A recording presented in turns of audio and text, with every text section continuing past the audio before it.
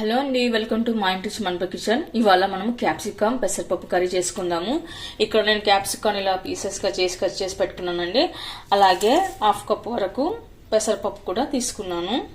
ఇప్పుడు మనం పెసరపప్పును ఒకసారి వాష్ చేసి పెట్టుకుందాము. కడాయి పెట్టుకున్న 2 టేబుల్ స్పూన్ ఆయిల్ వేసుకున్న తర్వాత కొద్దిగా జీలకర్ర వేసుకుందాము. ఆ తర్వాత కట్ చేసి పెట్టుకున్న ఆనియన్ వేసుకుందాము. పచ్చగా దంచి పెట్టుకున్న 2 వెల్లుల్లి రెబ్బలు, మీకు ఇష్టమైతే జింజర్ గార్లిక్ పేస్ట్ వేసుకోవచ్చు. కరివేపాకు, పసుపు, కొద్దిగా సాల్ట్. ఇప్పుడు మనం ఆనియన్ ఎర్రబడే వరకు కలుపుకొని పెట్టుకుందాము. ఆ తర్వాత ఇప్పుడు మనము కడిగి పెట్టుకున్న పెసరపప్పును కూడా వేసుకుందాము. ఒకసారి పచ్చివాసన పోయే వరకు పెసరపప్పును కలుపుకొని పెట్టుకుందాము.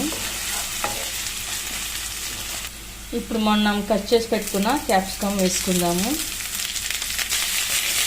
ఒకసారి అంతా బాగా కలుపుకొని పెట్టుకుందాము. ఆ తర్వాత ఇప్పుడు మూత పెట్టేసుకొని 2 నిమిషాల పాటు మగ్గనివ్వాలి. ఆ తర్వాత ఇప్పుడు మనం కట్ చేసి పెట్టుకున్న టమాటాలు వేసుకుందాము. ఇప్పుడు మనం రెడ్ చిల్లీ పౌడర్ వేసుకుందాము.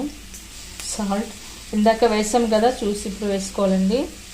ధనియా పౌడర్. ఇవన్నీ వేసాక బాగా కలుపుకొని పెట్టుకోవాలి. తర్వాత ఇప్పుడు 2 నిమిషాల పాటు మగ్గనివ్వాలి. కర్రీ అయితే ఉడికిపోయింది. ఇప్పుడు మనం చివరన కొబ్బరి పొడి వేసుకుందాము. పచ్చిదైనా డ్రైదైనా ఏదైనా వేసుకోవచ్చండి. Coconut powder. ఒకవేళ మీకు కర్రీ ఉడకలేదనుకుంటే కొద్దిగా లైట్గా వాటర్ వేసుకోండి, అంతే. మరీ ఎక్కువ వేయొద్దు. నేను ఇక్కడ అసలు వాటర్ వేయలేదండి. నాకైతే కర్రీ మంచిగా సూపర్గా ఉడికిపోయింది.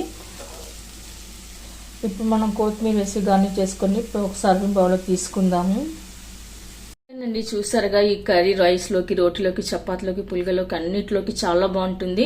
ఇందాక మా అమ్మగారు ఫోన్ చేసి చెప్పారని ఈ కర్రీ చాలా బాగుంటుంది, చాలా టేస్ట్గా ఉంటుందని. అలాగే మీరు కూడా మీకు ఏమైనా వచ్చినా ఉంటే కర్రీస్ మాకు కామెంట్ సెక్షన్లో తెలుపగలరు. అలాగే మీకు ఈ వీడియో కనుక నచ్చినట్లయితే లైక్ చేయండి, షేర్ చేయండి. తప్పకుండా మన ఛానల్ని సబ్స్క్రైబ్ చేయండి. Thank you for watching.